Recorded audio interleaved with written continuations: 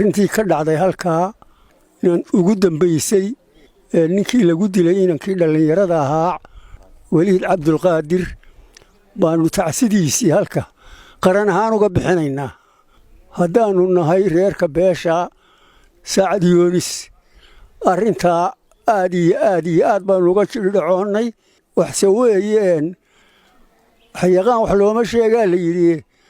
maanta ciidda qaarkeeda la yidhaahdo way isku dhowdhowdahay oo hawshaasay meel uga soo wada jeedaa cid badan baa ku soo kacda oo shaydaana oo doonaya inay kala fogeeyaan misna maanta dee ninkii wakhtigan joogaaba waa waayo arag aniguna maanta wuxuu nin baa yidhi qoonkaada goyd baan la shiray amase qoor waaye maantana qudhayd iyo cabdi oo qaawan baa hadhay raggii aannu annagu isku qarniga ahayn axmed cadlin baa ugu dambeeyey axmed cabdi cawke baa ugu dambeeyey waana ilaahay mahaddii ehelow abtiyaal ninkanu waa ninkaa u taqaanin indha muraadle waa ismaaciil saalax cali waxaannu leenahay wax waa og tihiinoo haddeer reerkan la leeyahay waxbaa garxajisa iyo reerkaa daarood ismaaciil waxaa la doonayaa in shaqaaqooyin la dhex dhigo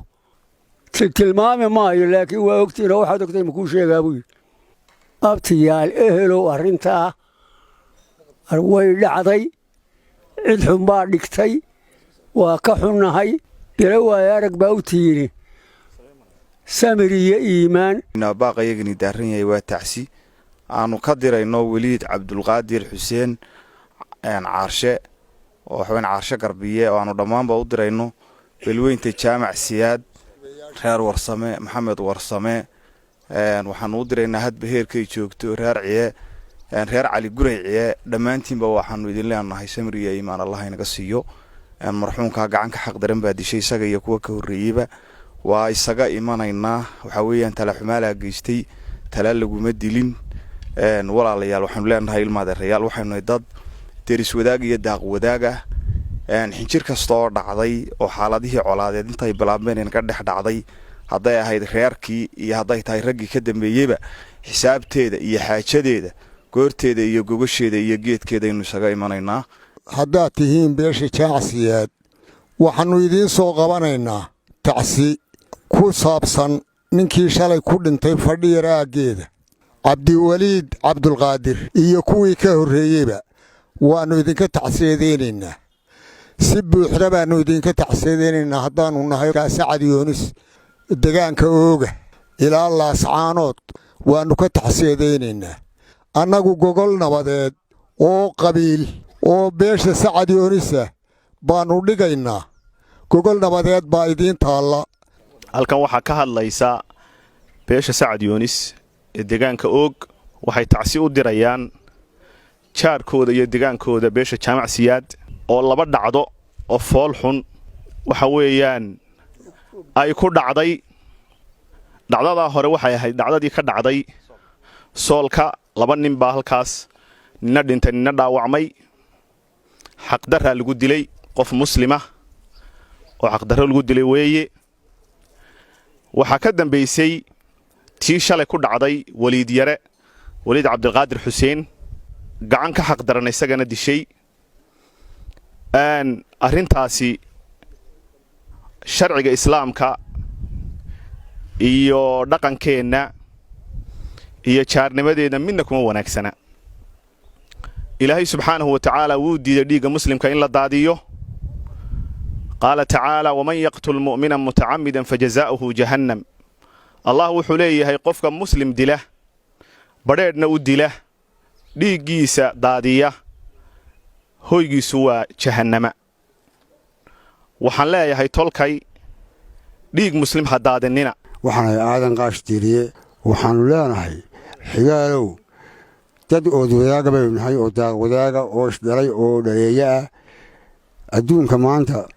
filimaanta ka socota waa og tihiin arrintaa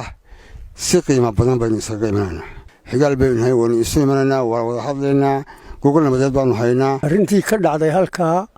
inaan ugu dambaysay ninkii lagu dilay inankii dhallinyarada ahaa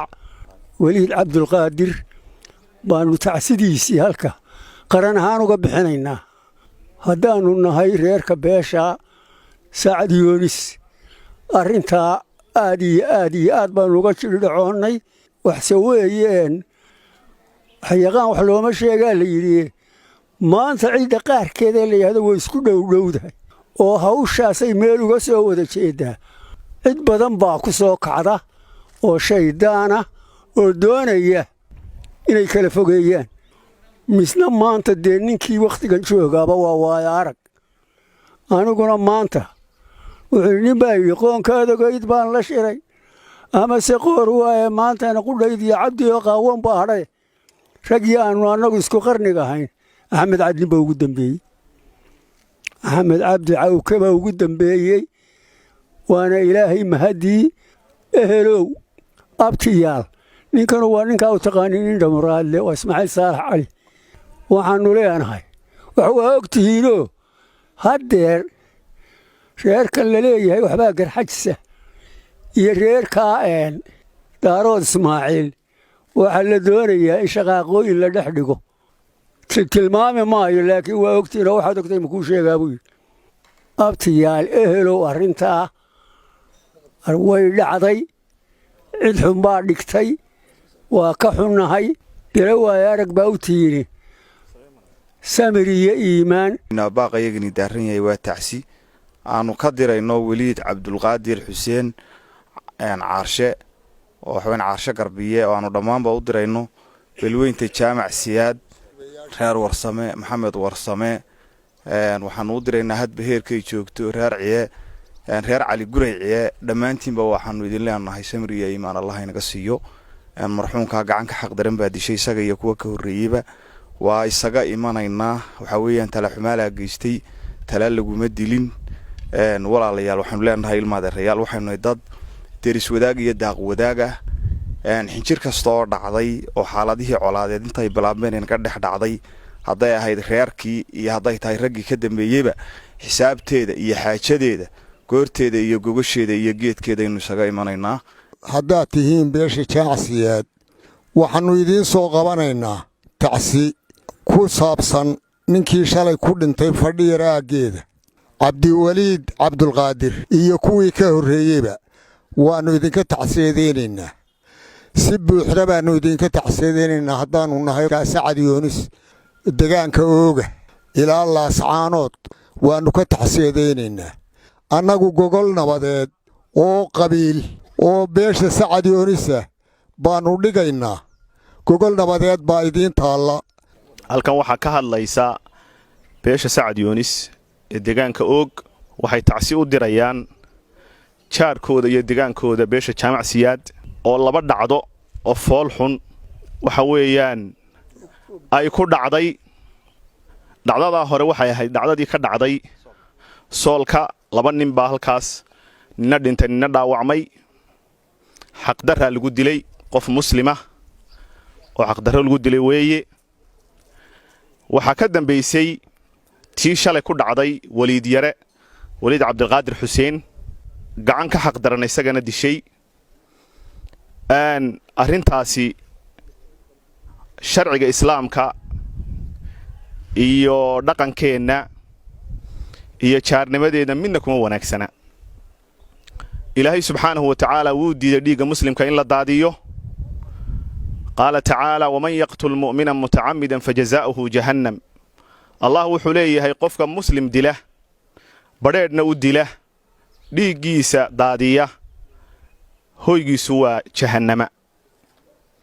waxaan leeyahay tolkay dhiig muslim ha daadinina waxaanahay aadan qaashtiiriye waxaannu leenahay xigaalow dad ood wadaaga baynu nahay oo daaq wadaaga oo isdhalay oo dhaleeyo ah adduunka maanta filimaanta ka socota waa og tihiin arrintaa si qiimo badan baynu isaga imanaynaa xigaal baynu nahay waanu isu imanaynaa waa wada hadlaynaa gogol nabadeed baannu haynaa macmiil keliya ku shuba konton senti oo hel ku hadal iyo internet daata aan xaddi lahayn muddo 24 saacadooda hadda garaac xidig hal eber hal afar gees si aad u hesho xidhmada somtel shirkadda dadweynaha mar kasta meel kasta iyo waqti kasta badda cas 24 TV kala soco wararkii u dambeeyay ee Soomaalida iyo caalamkaba isla xilliga ay dhacayaan badda cas 24 TV sidoo kale waxaad nagala socon kartaan barahayga bulshada sida Facebook YouTube iyo sidoo kale Twitter si aad u noqoto qofka ugu horeeya ee daawada muuqaaladeeda aan soo gelino fadlan subscribe saar gambalaalka riiq barteeda YouTube sidoo kale like iyo follow